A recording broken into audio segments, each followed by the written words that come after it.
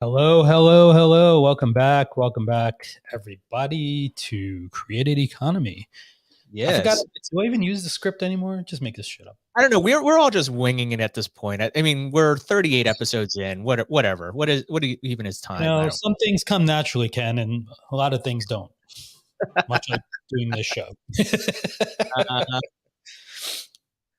Oh, all no, right. what I don't know. Oh, happened? well, I think there's All a. right, error Anyways, messages. whatever. We're live. Whatever. We're We're good. live. I think we're live. How do you know in the future that this isn't just like some deep fake that's actually recorded and Ken and I just feed in AI some messages? That is some really messed up thinking that somebody would want to deep fake us. Like out of all the people I in want the to deep fake it myself for sure. I mean, I've seen like salespeople use deep fake stuff to like do like fake phone calls and stuff, like make videos customized to. You just are you trying to maximize as you pitch your company to VCs that you're just going to use all deep fakes so you don't actually have to do it Have you ever yourself? seen that movie Was it Multiplicity? The one with Michael Keaton, where he like Dude, keeps xeroxing that's a himself. And yeah, throwback. anyway, we That's got a a lot to get yeah. to. God. So welcome back. Good to see you again, Ken. Likewise, And I believe we have some housekeeping things to go through housekeeping, for. Yeah. bookkeeping. It's well, we're almost tax time, so might as well call it I did do bookkeeping. my taxes, by the way, and let me just warn you now that crypto taxes suck. Like Good to know. We'll need sponsors for the show to help pay off those oh, taxes. we do have a sponsor. Actually, Yes, we speaking of do. which, I forgot to play. Oh, Ken, I don't know if you know this, but I have a video. I'm going to play the first 30 seconds, but we do have a sponsor for our show. Oh my Maybe we'll do God. it later, or should we do it Well, later? well, Let's do it at the end. all right. We'll do it at Do the it at end. the end. Yeah. We planned this all, folks. This is all Yeah. scripted. You can Yes. see how much this is scripted as an event. Anyway, so welcome to episode 38 of the Created Economy. It's March 23rd, 2022. This is our flagship episode of the Created series. Tuesdays we have Created Works with Greg and his friends talking about what's happening in the world of Web3 and NFTs to help him pay off his tax debt relating to crypto. Then obviously, then we bookend it with Created Briefs on Fridays, where we talk about the week's creator economy news and offer some hopefully helpful insights. Follow us on everywhere social media. Give us a like and subscribe on YouTube. Follow us on Twitter. Eventually, if you care, follow us on Twitch. And if you want all the latest creator news, we are curating it. Well, actually, I'm curating it all on Flipboard at Created Economy. You're doing a good job of it, Ken. It's what I get paid the big bucks for. All right. So we're going to dive right into our guests at this time. Enough bantering amongst ourselves. We will bring on Jenna Hannon, who is the co-founder of Supermassive. So Supermassive is a very interesting company. I'm curious though, and welcome to the show, Jenna, first of all. And hey guys, thanks I'm for having me. You're quite welcome. We love having you on the show. But can you tell us about you're in the music space, right? Music and creator space. So why is that a big thing in the creator economy? And what got you started in it? Just going to dive right into the thing. Yeah, absolutely. Well, we think of musicians as the original creators. They were creators before the online definition of creators became popular in the last 10 years. And so artists have been creating and selling digital content for many, many years. What's interesting to us is, unlike the creator economy of today, the music ecosystem is very different. There's a lot of the tools that artists that are available for artists as creators are very different. And so they're often not thought of as part of the creator ecosystem, even though musicians are the OGs. Interesting. So what was the so how did you start off with Supermassive, right? I mean, you've talked about how the musicians and artists are the original creators, but what drew you to start this particular company and address this particular problem? Yeah, it's actually something that I've been thinking about for, man, a decade. I started my career at Universal Music in the licensing department. I actually graduated from school with a music business background, and thought I wanted to be in the music business for the rest of my career. And then once I got in there, it felt like a lot of things were broken. It didn't feel at the time very innovative, and I found myself in tech. My co-founder Mark has a similar background, except he's an artist. He went to the Berklee School of Music. He was a jazz musician and then a producer for many years. So when we initially connected, all we could talk about is what we had learned in the music industry for the last 10 years, of what was broken, what we wanted to fix. And both of us at the time were also deep in Web3, so fascinated with just how quickly the space was moving. And we wanted to combine all of our knowledge of music and our background with what we were passionate about. So how does can you not do what you are doing now with at Supermassive outside of Web3? So I get that the problem that you're doing in terms of allowing artists to, I don't think it's Web3, is it? well, there's a Web3 component, right? So yeah, big time. So as you look at what you're doing in terms of helping artists be better engaged with their audience through social, and also selling that direct to consumer type of model, right? Mm-hmm. Could you not have done that outside of Web3, using outside of the blockchain? And if not, what kind of drew you to using the blockchain? Why is that the secret sauce here? Yeah, it's a great question. Unfortunately, not a short answer, because you can and you can't. And to Greg's point about it being Web 2, we think of ourselves as Web 2.5. And so the thing with artists, if you look at how the industry has changed in the last 10 years, previously all artists had to go through major labels. And the reason why is because they were the gatekeepers to physical distribution. That's completely changed as music has gone to streaming. So now artists can go directly to their fans. And so the relationship with fans and building community has become more important than ever before. Now, in the Web 2 world, the way that artists monetize was mostly through those distribution services, through streaming. But the numbers are terrible. So it's extremely long tail. There's 14,000 artists that on Spotify that are out of 7 million artists that are making over 50,000 per year in streaming royalties. Then if an artist is signed, they're going to share about 16 to 20% of that revenue with their labels and managers. And so the take home pay from the Web 2 world of music was just not sufficient for all of the emerging artists. It really catered to the top 0.1% who had enough streams to earn from streaming, and all of record labels have essentially restructured for those top 1%. So in the Web 2 world, you still need to solve for monetization. You need to create a way for artists to earn directly from their fans. So this is the piece that makes them very much like creators and creator economy. Now, if you look at tools to do that, there's ways you can do it in Web 2. And there's also ways that you can do it in Web3. For us, we found Web3 unlocked a lot of elements that are just not an option in Web2. So part of that is NFTs, having the concept of a non-fungible token, of creating digital collectibles. That's just never been possible in Web2.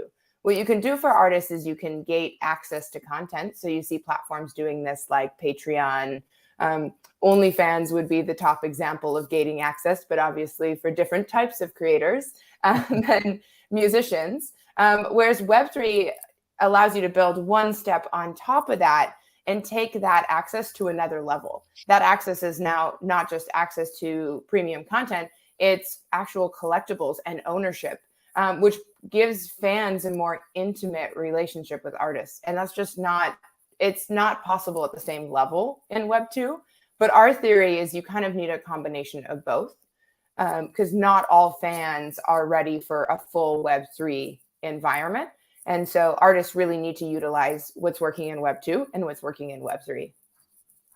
So I'm curious, one more question before Greg asks his, is when, as somebody who's worked for within the major record labels, Universal, for example, in the licensing, can you shed some insight into how these record labels why are they not leveraging this type of technology? Were they even thinking about it? Because obviously, if they kind of let the status quo be the status quo, they're make money at the end, and what, like, artists be damned, right? They're gonna make the money at the end of it. Have they not thought about this potential disruption, maybe getting ahead of this? As you know, obviously you worked in the licensing. Has that not been a topic of conversation in a company? I mean, all of the labels are talking about Web3 and NFTs. The thing for them is their business is working. And so it's a big industry. There's 3 major labels that control 60% of it. So their business today is working. They don't have a ton of incentive to change. The difference is you have I think the difference in Web3 is it unlocks this massive long and mid tail of artists that the industry is just not catered to. And so we think of it as expansive, meaning there's a large amount of artists out there that are never going to be signed to a major label. And to put that in context, the numbers are quite astounding. So major labels, which control 60% of the industry, only sign 650 artists per year. Wow. Of that, about 1 in 2,000 of those artists will release a popular album on a major. And so most of the artists in most of those 650 artists don't even release an album on a major. And that's because the major label is really, they are venture capitalists. They are in the business of making bets on a few artists and really trying to find the biggest ones. They're looking for those unicorn artists and funding them and investing in them. The major labels are not in the business of really growing and nurturing the long tail of artists. They just care about the next biggest thing. And so to us, we think that's a massive miss. But majors have, to them, their business is working. So they have an incentive to look at Web3, but they don't have to. You don't have to innovate until you have to innovate. Right. Greg, turn it over to you. Yeah, sure. So I definitely hear you. I guess I have a few questions, I guess, like kind of about like the market in general now. So I get the distinction, between sort of the traditional platforms, which I think is like the classic Web 2, Web 3 sort of like opposing forces, right? Like centralized. It's not really about the technology. It's actually about the power, right? And there are upstarts now, and I guess in the sort of Web3 music kind of domain, right? Like Audius, Sound XYZ, Catalog, a few folks like that are doing things as well.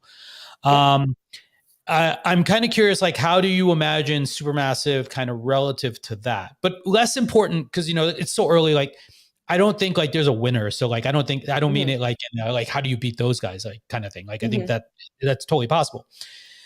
What I'm trying to get clarity on, I guess, is what does success look like for a musician or an artist in like the world that you see coming forward, right? Like, so, a lot of times, like, most people never get the escape velocity to like ever make their music other than like, as a hobby, right? Or something like that. So I'm kind of curious, like, what do you think the world looks like if you win, right? If you're successful in sort of unlocking this, like what's the bigger vision, I guess, like, and what might an artist be able to imagine, should they start being able to imagine as reality, right? Like, as opposed to this terrible game that they're stuck in now. It's such a good question. The short answer is sustainability. And so what we are looking to unlock is a larger amount of artists who are able to sustain, to grow the creator pool of artists versus the top 1% of artists. And so there's kind of 2 choices. There's option number 1, which is you play the major game. So you play ball with the major labels, you hope to get signed, and that's going to unlock the doors. And you hope you are that small, limited number of artists who have major success through the labels, and that they really support you and fund you and market you. Option, which is very low probability, but not impossible, Bucket number 2 is you go the independent route. And so you own all of your music and you are in charge of all of your marketing, all of your distribution. You are truly a creator. And the upside of that is that you get 100% of your earnings. The downside of that is you have no support. And so you are figuring that out as an artist for yourself. Right. Bucket number 2 is growing. Actually, streaming was a positive thing for bucket number 2 in the sense that it removed those physical sales, the gatekeeper to physical sales. Yeah. So it allowed more artists to use these independent services like DistroKid and CD Baby to upload to streaming and potentially earn from streaming. That said, artists are still limited in that the main revenue streams when you are going the independent route are the streaming revenue, which is not high for most artists yet, just because it takes such massive volume. And then number 2 is touring. And so going on tour. And so you are in charge of booking everything, which is a whole nother job if you don't have a booking agent. So those are kind of your 2 choices today. So for us, when we see sustainability, we think, okay, if you go bucket number 2, actually, if you go bucket number 1 or bucket number 2, you still need more revenue sources. And so the only way to get to sustainability, especially as an independent artist, is to have more revenue streams. And so streaming revenue from Spotify and Amazon and touring is just not enough. And so we need artists to think like creators and find more revenue streams online. And a lot of that is that direct to fan relationship. And that's actually what creators do best, is nurture community and monetize that direct relationship. Let me challenge you. Yeah, absolutely. And wholeheartedly, I agree. I guess there's some nuance in there that worth pulling on the thread, right? So you touch on a few topics that I think are really intriguing here, because number one, I in my mind, if from like my very limited understanding of music space, there's the majors, there's still kind of like the minors, there's like a bunch of smaller labels, right? So it's kind of, is that like there's a middle ground kind of there where, but even that's hard, right? Still gatekeepers on your success. But one of the problems we've observed, Ken and I, in all of our interviews with folks across the creator economy, me building tools in the creator economy as well, is there's this distinction between an audience and a community, right? And I feel like that transition, so artists probably have maximized the audience value, right? Like we probably peaked out like on what can I make from just having an audience, right? And it feels like this, a lot of this escape velocity, a lot of this net new revenue that is possible is actually possible once you have a community.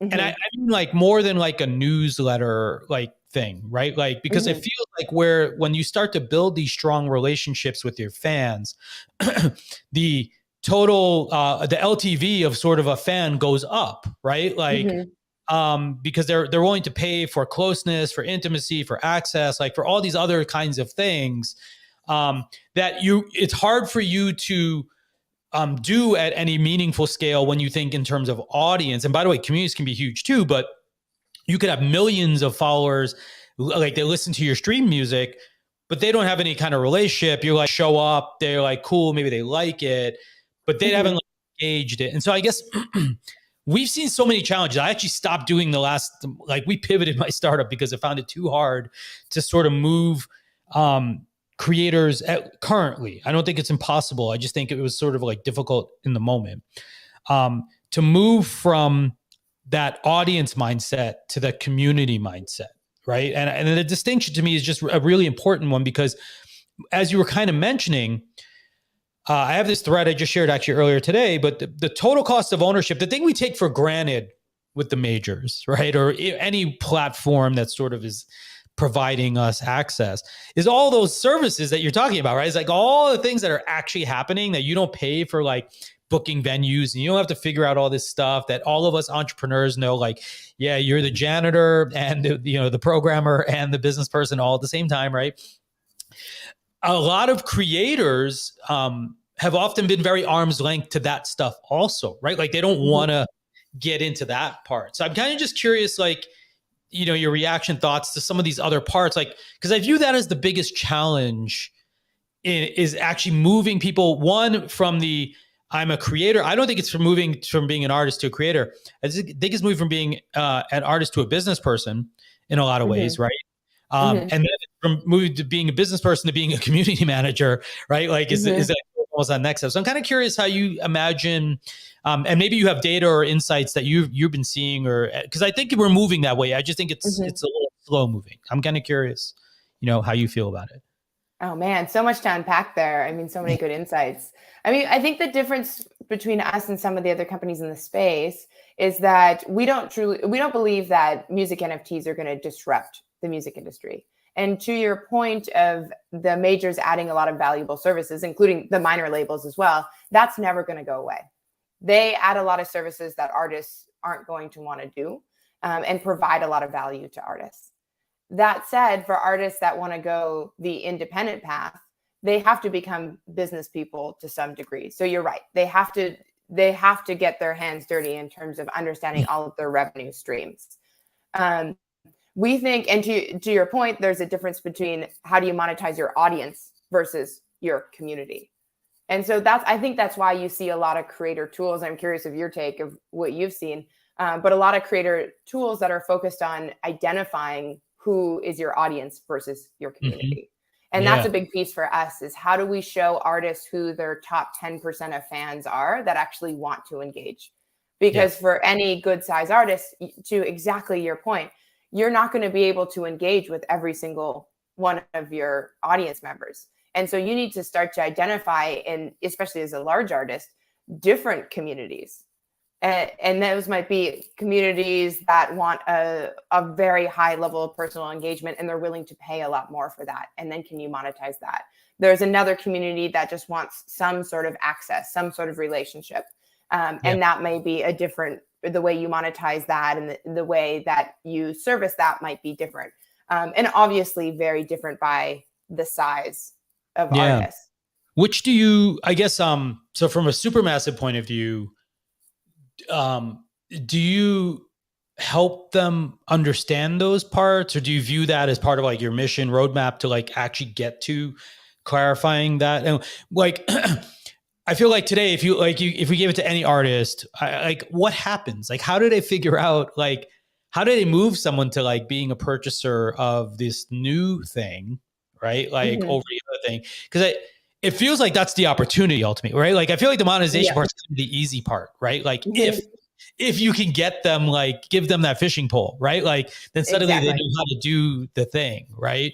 And I feel like this is what a lot of folks who enter the creator economy, by the way, I made the same mistake. I'm not saying you're making it, but I think it's the thing we may often gloss over, right? Is sort of like this mindset shift is important. And it's not that we have to do it for them, but we need to either partner in or, alleviate the pain, or pick a super way an easy way to identify that super valuable cohort and just sort of start like helping them reach those people. I'm kind of curious, I guess, as you think about the breadth of the offering, right? Like where do you think it's going over time? Yeah, I mean that's so well said, because that is one of the biggest problems in creator tools today. And I would say that's exactly our mission, is how do we help an artist identify who those top 10% are? Nice. So the way that we're starting is with NFT drops. And so we're a really simple way for artists to work with us to mint an NFT. We're doing audio NFTs specifically. Cool. So specifically designed for music. Based, or is fiat on the table with it? Fiat's on the table, but the back end is all Solana. So when we say Web 2.5, it means front end feels Web 2, back end Web 3. And so our hypothesis is that an NFT drop can help you make that first identification. Only your top fans are going to buy a limited edition exclusive track from you. And then once you start to identify those fans, then we want to start taking the next step of bucketing those fans into different tiers. And so that the way that you might do that is something like 5 tokens of your limited edition might have a one-on-one interaction with the artist. 10 of those limited edition tokens may have access to unlock a Discord where the artist is chatting directly with a group of fans. Another tier might be access to tickets, early ticket sales. So it just, you want to start segmenting. Once you've identified that top 10%, you want to start segmenting them. And our hypothesis is that's going to be experiential, and that a lot of the NFT platforms will start designing more experiential features for artists. And a big thing for us is those should be standardized. You should give options to artists so they don't have to feel like they have to redesign each of these tiers and campaigns and experiences. Because to your point of having to do all of the business and create and be a creator, that is overwhelming to any independent artist. So you need to give them really simple solutions. Yeah. Ken, any yeah. So there's a lot more to unpack on that. So I'm kind of like hit more on how do you distinguish. Secretly he's in a band, so all right. Well, you know, Casio synthesizer and marimba. Was this the intro? Ken? Yeah, you guys, the guy behind the intro. No. Whoever's listening to this and they own that song, I'm not taking credit for that. We get a copyright strike like basically every time we use that song, even though Harris Heller promised that it was totally clear. Royalty free does not mean royalty free. You know, it's all so. But going back to everything that you just mentioned to Greg, I'm curious, as somebody who we've talked to, people that are in the music space or music tech space, right? I want to see how Supermassive kind of stacks. Well, not really stacks up, but how does it compare? Because if I'm a musician, right, and I want to create an online presence in the Web 2 days, there's usually one platform to kind of it's a true platform, right? It's not this, okay, I'm going to build something my own way, like a customized offering, right? Yes, you can do that on Web 2, but it's kind of more a bundled service that you would get, right? Early on in Web 1 days or early days, music was distributed, as you mentioned, through the record labels, through Columbia House, through going to the wall and all these other places, right? And buying CDs and whatnot. And then streaming. And so now iTunes kind of really... What is the wall? Is that like Sam Goody? Yeah, it's very much Sam Goody, Tower Records. Oh my... Dude, you were on the East Coast. I was on the East Coast. If you don't know the wall, I mean, that's something. Jenna doesn't know what you're talking about. We're aging ourselves, guys.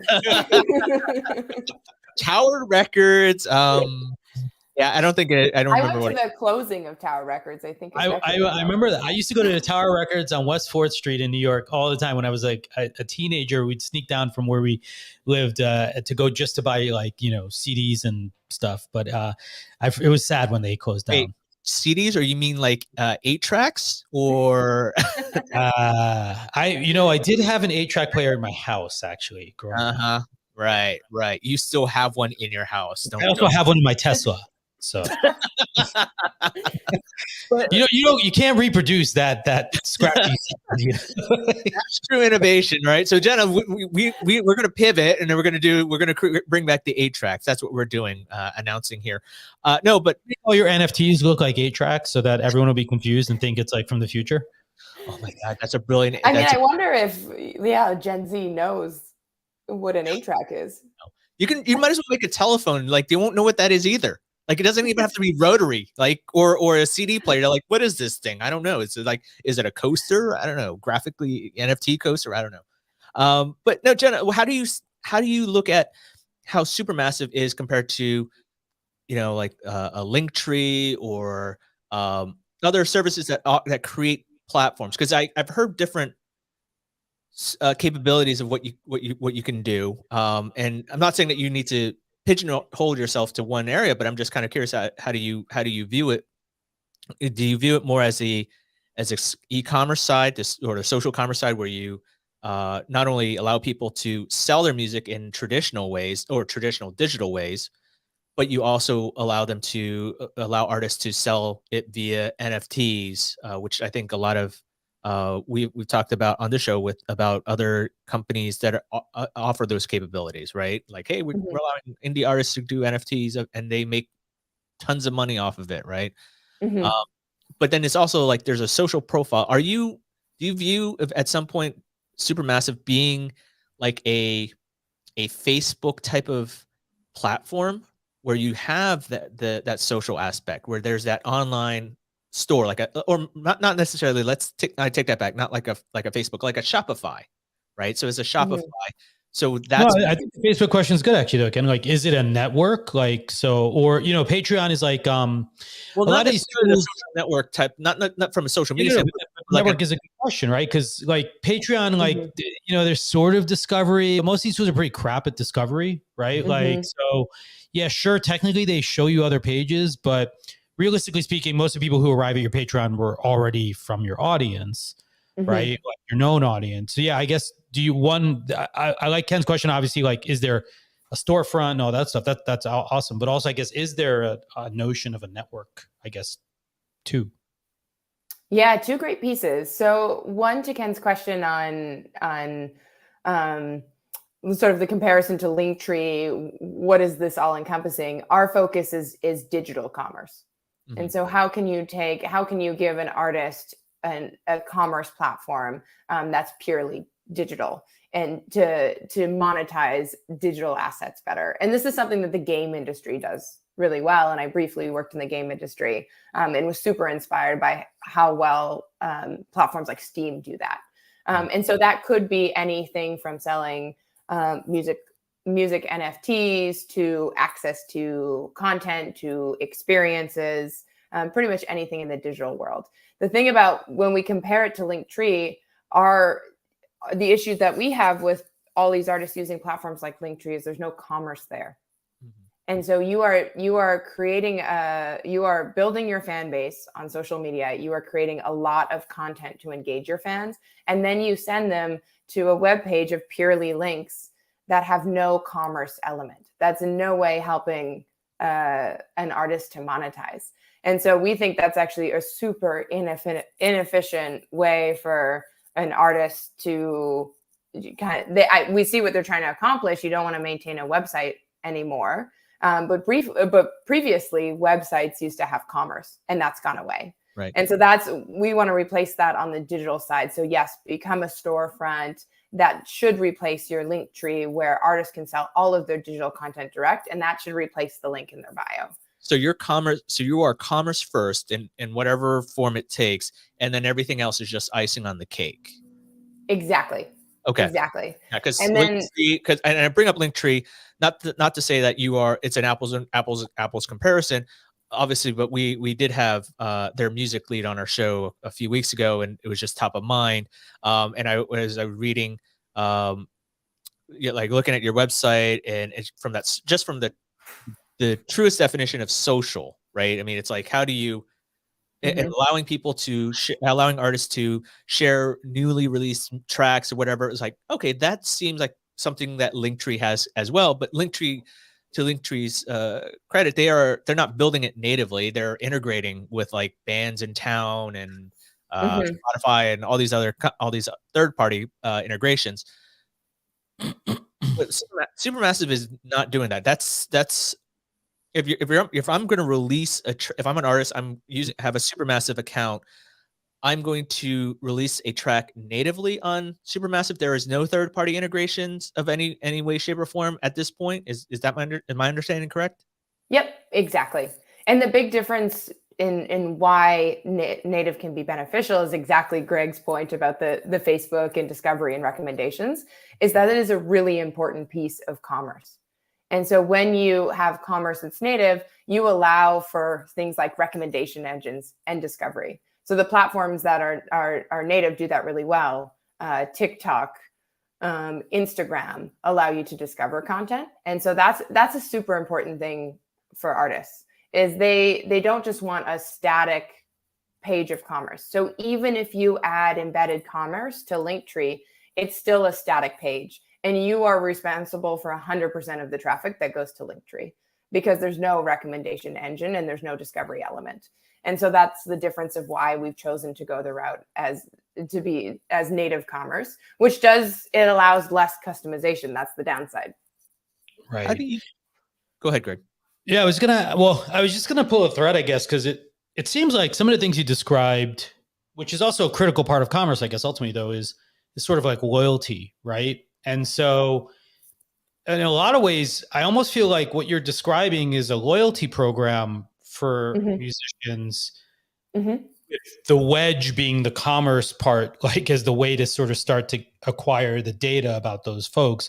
But to that point, I guess, and to the extent that that's true, it's, to Ken's question earlier about sort of, sound like some of the other players, it feels like those are all compatible offerings then, I guess, like you should and could leverage my catalog sales or leverage my Spotify data, like all these do you imagine all those as inputs kind of into this full story that you're trying to provide about, sort of my audience and my community?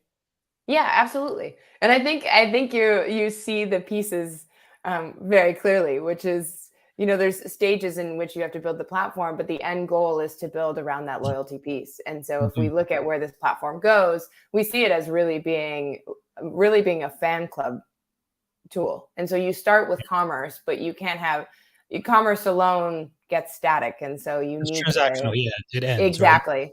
Exactly. So you have to add more elements around loyalty, to your point. Yeah. Ken, sorry. How do you feel? What's your pitch to artists who are obviously unable to break through through the traditional means, but they're just inundated with all these different services, right? And Greg and I have used this phrase nonstop. The Web3 space is a wild, wild west, right? And I think as you look at technology, it could be daunting to say, okay, I want to use this service, I want to use this service. Screw it. It's a lot easier for me to just go with the packaged good. I don't necessarily need to do I don't understand Web3, but I know that I can get everything through an Amazon integration, or I can do it through Google or Spotify, whatever. Like I know the brands, so at least I know they can help me get maybe 80% of what I need to do. I'll worry about the fees and contracts and all this other stuff later on. But what is your pitch to these artists who want to get involved in this stuff and say, hey, I want to take control of my destiny, of my career, my music, and still reach my audience and get my music out there? Where do they start? How do they, and why should they be using your service, and how do they use your service in addition to everybody else? I love that. We got the pitch right in front of me here. But I love this page like so much. Like it's really good to Ken's question. I'll let Mark know, my co-founder who built this. So artists actually are interesting when it comes to the creator bucket because they don't have a lot of options. If you ask them what tools they're using, they actually wouldn't give you that many. And so the pitch for a lot of artists, the main thing that they're looking for is different revenue streams. And so previously what they've been pitched to do that online is things like Patreon. And so we've talked to a ton of artists that have tried Patreon. And it's interesting that Patreon actually started in music, but a very small number of Patreon's current users are artists.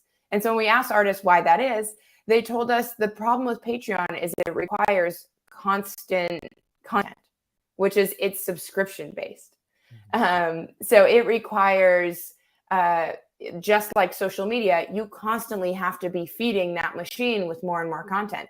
And that for you guys who are podcasters and you do this every week, you're doing a regular cadence, that's very normal for you. This is within your habit and your current work stream. Same thing if you are a YouTuber. If you're a YouTuber, you're in the business of constantly churning out content. You create tons of content on YouTube and that's how you monetize. Artists and actually many other creators don't have that same cycle. An artist is recording an album, they're working on their music. Then they go on, there's so much opportunity. Yeah, exactly. Then they go on tour. They're not just constantly churning out content. And so that's why we actually think Web3 is so powerful, is because NFTs give an artist the ability to take some of that content that they're creating and sell it in a single drop rather than try to constantly fulfill a subscription. And so we talked to tons of artists that have tried Patreon, and most of them have quit because they just can't sustain that cycle. And so actually in the treadmill, exactly. So from an artist perspective, they actually feel like there's very limited tools available for them and very limited revenue streams that are actually proven and working for artists. And how do you look at it from a standpoint of saying, hey, I love what I'm hearing about Supermassive. Great, but I need to have all these other components, but I don't see Supermassive having that. I'm very wary about, trying to form Voltron. It's like I don't. Nobody knows what Voltron is. It's like we need like a VH1 type of whatever that show where they had all the bubbles, like Pacific Rim or something, right? Like you have to add some pop-ups. Rim, my God. Only 15 years old. Exactly, pop-up video. Okay, we'll try and bring it back. Like Legos, Legos. Is that still cool? Legos? Have I redeemed? That's still cool. Yep. Okay, cool. All right. With that. Right, Legos, right? God, how old am I? So, but like putting all the pieces together, right? And I don't know how to do that. I'm not a programmer. I'm not a developer. I just want stuff to work together. What advice would you give to these creators? Man, stuff to work together. Yeah, I'm not sure that's actually the problem. So a lot of artists do feel like, okay, you're managing all these platforms, and it's actually probably most artists that are not on labels that have services that help them run some of these platforms. So social media specifically need to probably do fewer with higher quality. Mm-hmm. And so they actually need to be thoughtful about which ones are going to be most successful for me and my audience and my community. And actually, historically, most artists haven't had to do that because there just weren't that many platforms available. And we're now at the phase where every single artist can't be maintaining TikTok, Twitter, Instagram, updating a website, creating content for YouTube. And so they need to be thoughtful about what mediums make sense for them. And so one of that on Web3 actually just introduces a new medium, but potentially with a lot of monetization. And then it also allows you to potentially on Supermassive, for example, if you drop an NFT, an artist has a profile, and the profile is built around that artist. So the artist is able to showcase those limited number of platforms that they are investing in. Gotcha. Yeah, yeah, I get. I can't remember how we met actually. So I think I met Jenna like more than a month, maybe 2 months ago almost. Like I think when we started chatting, and then we were trying to get you in, but then we were like booked up, and so it took a while to get you here. This is very intriguing to me and super exciting because like so Zealous, my startup, we started as a way like a platform for doing live content with your audience, like with your fans, right? And trying to make that monetizable. It wasn't a Web3 thing at all. I'd love to be able to see if we can make it compatible with what you're trying to do, because obviously I think it's a really good fit. But I like your approach. I think I think Ken, if I can add some color to, I think where this problem set is, like one tool that gives you more than one revenue stream is actually a huge solve, because traditionally most tools give you one revenue stream. And so if you want 5 revenue streams, you have to have 5 tools, right? Mm-hmm. And then sometimes you need 5 tools to support those 5 tools that generate the revenue, right? Like, so you end up like with this mushroom cloud of tools, right? Like, which I think is actually the problem. My guess is what Jenna's pointing out is very similar to what we see sort of with the traditional kind of creator economy is they haven't... tools are there, but there's hesitancy about adopting new ones because like solopreneurs, for the most part, like they don't want to dilute sort of the effort or quality of the work they're doing in one place by having more things. And then others who are the maxis on like, I just need to make anything possible, will go do a whole bunch of crap and be really crappy at it, right? And not do a good job either. So I think my guess is Jen is in the right spot, which is more like, hey, I like what I've been doing as a hobby. Is there a way to do this, half my time, 3/4 my time, all the time? Right. And I think it's that professional kind of category that I call them, like before you go pro, you're from that hobbyist into that professional sort of realm, full-time realm, not even pro yet. Right. Like just like full-time. So yeah, I think it's really interesting, like where you're at right now, because this space, I believe music NFTs actually is going to be a huge domain in general. And I do really like and appreciate the mindset around loyalty though, because I think like much like you're saying, like if you just make it shipping music NFTs, then all you've done is replace Patreon with a different kind of thing that costs more to push out, right? And like, the treadmill of like, oh, great, I need to produce a song every month for my audience. And then you're like on the hook because some poor schmuck paid you $10. And now like you owe everybody, you have to make a new song every month because of like that one $10 commitment. That's a horrible place to be, right? There's an inflection point where that value adds up, right? And that's why I thought live was such an interesting concept though, right? Because it's like, well, I practice every day. If you want to like watch me practice, cool. Like I can give you a pass to that, right?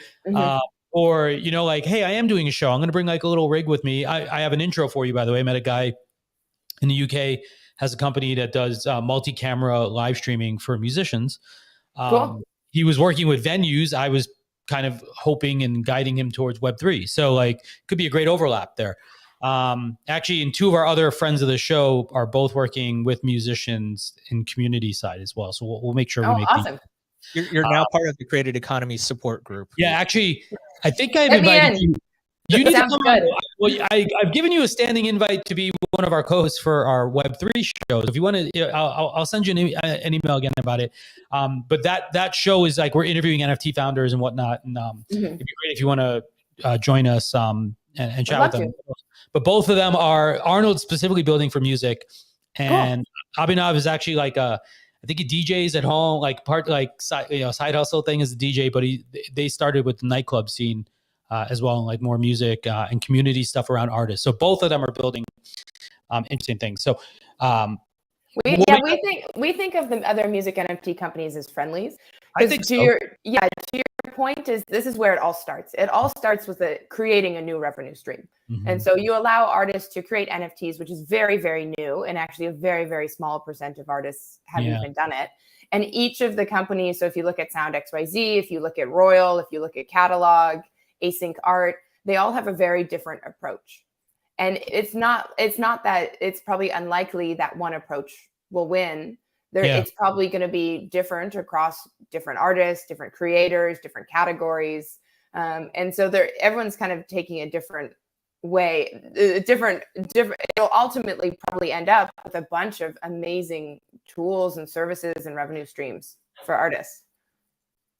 So as you look at the artists, the music space, I think kind of a low-hanging fruit question that people might ask, or at least I'm going to ask, is: are you going to stick with the music space? Will Supermassive be available, be accessible, be open to writers and filmmakers and so on and so forth? Right?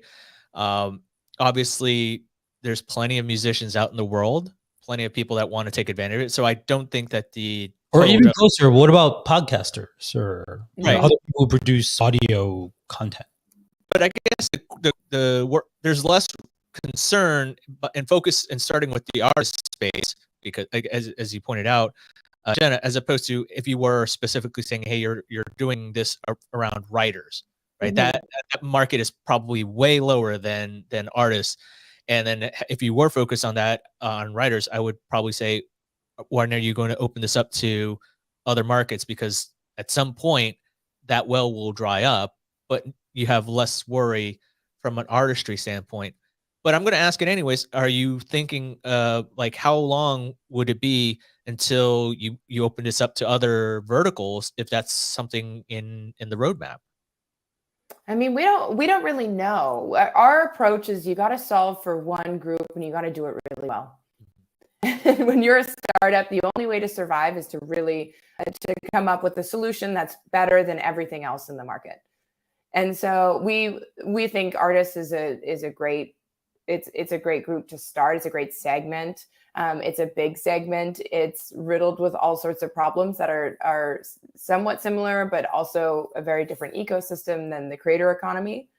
And so we think we'll be in music for quite some time. If we do find there's some crossover, we'd absolutely explore it. If we can build revenue streams for other types of creators, writers, podcasters, and we can unlock those streams for them, then we would consider going horizontally. But the approach is quite focused to start. Do you also plan on, what about specifically with features for artists, right? Mm-hmm. You obviously are allowing people to host or their newly released tracks, to mint NFTs. What about merch? What about selling tickets? Are those currently available, or will those eventually be baked in? So it's almost like a Eventbrite, Ticketmaster, Shopify suite of tools built right into natively within Supermassive, or would you open that up to maybe third-party integrations, depending on who, if you think somebody's doing it better than you could do right now? Yeah, we don't know yet. That's a great question, but we don't know yet. We will likely keep building features specifically for artists to unlock more things, and so that may lead us down the path of ticketing. That's very likely. It may lead us down the path of merch, also something that every artist does and requests. But we don't have a set, I wouldn't say set feature roadmap yet. Right. When did you guys when have you launched, when did you first launch or start? We're actually pre-launch, and so we have a beta list of artists that we're working with right now to launch in spring, okay, summer, their first campaigns on the platform. Because I know on your website you're allowing people to request an invite, and I think there was like 200. Is you're capping it at 200?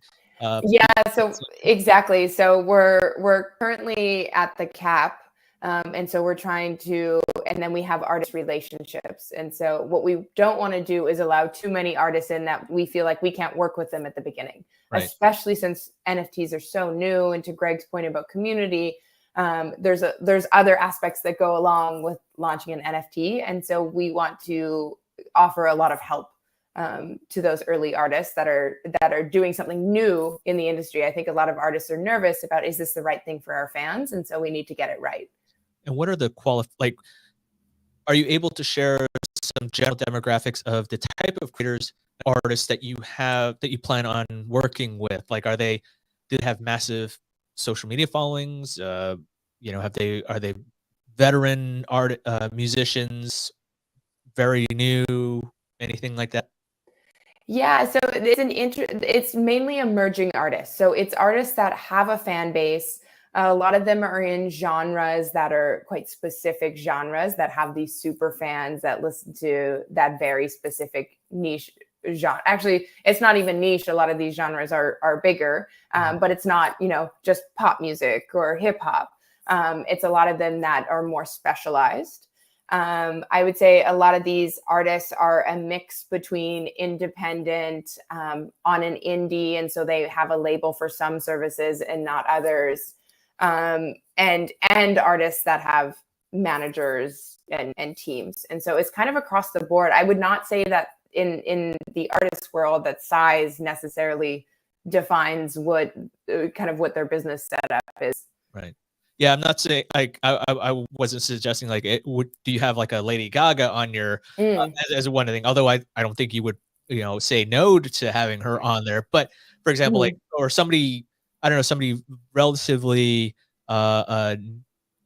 new but has made it big with like a pop song or hit album. But are they like a fairly wet behind the ears? Or are they just very young? Just kind of like those type of things. Yeah, I would say fairly established. So a lot of the artists we're working with, we can't say yet the roster. But yeah, a lot of them are fairly established. I would say have a good size audience. They're not the Lady Gagas of radio, but might be in the top three of their They genre. wouldn't be allowed on your platform if they were Lady Gaga.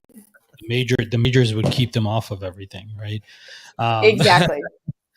Well, and Um, I mean, the major, it's surprising. So I was just at South by last week, and we talked to people from some of the larger, not necessarily majors, but some of the larger agencies. And I would say the majors are actually fairly open to finding artists more revenue streams. Yeah, no, for sure. I would imagine. Well, I know we're almost on time. By the way, I did check. Jenna and I talked 2 months ago. Can you believe that? That's how long. Oh, it's been. wow. Okay. Yeah, and I think too, I've noticed, Greg, I think we, like 2 months, things change in startup land really, really quickly. Trust me. So last time when we spoke, we weren't as focused on running the NFT drop so quickly. And part of that is a lot of the artists we were working with were just not ready yet. And that has changed a lot in the last 2 months. Right? Yeah. That's do it. Let them tell you what you need, right? Exactly. We did get introduced by Jesse, by the way. So another good friend of ours from the show. Awesome. Yeah. Are you going to NFT LA? I mean, you are. Probably. Yep. I still be at LA, New York. I haven't pulled the trigger. I want to go I might pop in for like a day or like 2 days because like I feel like it'll be great to be there. But I guess I just started Techstars when okay. To you. Yeah, that's right. Yeah. So you were busy. You were busy in Techstars. That was yeah. So that was a crazy time. But I'm really happy we got to chat and got to get you to share a little bit about Supermassive. I love what you're doing. I will send another invite over because we'd love to have you on our Web3 show as a regular if you're open for it. I think like this convergence hybrid sort of approach, Web2, Web3 makes the most sense. Especially I think for creator artist related type things. You can't pay your rent with fiat yet, right? Like, with crypto yet. You need to sort of sort out these traditional, we got to get people to like that full-time sustainable level before we start to look about planning for the future and scaling for the future, right? But I appreciate your time. Rex, God, sorry, the dog's eating the... Thanks so much, guys, for having me. This was super fun. I'm looking forward to joining the other side, the NFT combo. Yeah. That'll be fun. That'll be fun, and you'll share a lot with those with the others that are there. So super excited. Thank you so much for joining us today. We always appreciate the time, and really interesting idea, and it's really great to see it sort of moving along quickly now. So and when you do launch, let us know. Love to check out what's happening with the platform and how it grows. I agree with Greg. It's very, very interesting, fascinating to see how it'll move forward. Yeah. Awesome. We're excited to give the update when it's killing it. So we'll talk soon. Thanks so much, Jenna. We appreciate it. Thanks, Jenna. Talk soon. Thanks, guys. All right. Wait, we got to do that thing here in a minute. I don't have the thing. Do you have the thing? You want? I'll do the thing. I'll do the thing. I was going to plan on doing the thing. Oh, the thing. Oh, the ad. Thing. Yes. Yeah. I'll do. You want to do the thing, or you want me to do the thing? Go ahead. All right, fine. we totally don't know how to do these things. But hey, we have a sponsor. So today, the episode is sponsored. We actually have the official media partner for CEX, the Creator Economy Expo. It's a one event that content creators need to attend in 2022. It's going to be held at the Arizona Grand Resort, May 2nd to the 4th. If you're able to join, you're going to learn about how to build an audience, drive revenue, new content operations, and some Web3. It's going to be an amazing speaker lineup and also in real life networking. And if you want to save $200 on your registration, go to cex.events and use the registration discount code CREATED, CREATED. Yes, I know how to spell. And that'll give you $200 off the registration price. So yeah, go to cex.events for more information. Awesome. Yeah, it's gonna be a fun conference. I'm still debating. It's close by. Yep. I already told Francine I'm gonna stay on her couch. So we'll see how it works out with all the other activities that are going on. And a programming note for everybody. This is actually going to be the last episode that we do live. starting, and next future episodes will all be pre-recorded. We have a couple of folks already lined up and more in the works. But if you want to be a guest on this show or even on Created Works, which is on Tuesdays at 10 a.m., and Greg tweeted out a lineup for, I think, the next few weeks, which is amazing in terms of the Web3 NFTs. Already into May. Yeah. For that show with guests. Created Works, yeah. But we still have spots in April and moving forward the rest of 2022. So regardless of whatever show you want to be on, go to this link at createdeconomy.com/guest list and let us know, or slide into our DMs or email Greg or I, and we can have that conversation. Awesome. Cool. All right, Ken, always fun. Great conversation today. Talk soon. See you. Bye, everyone.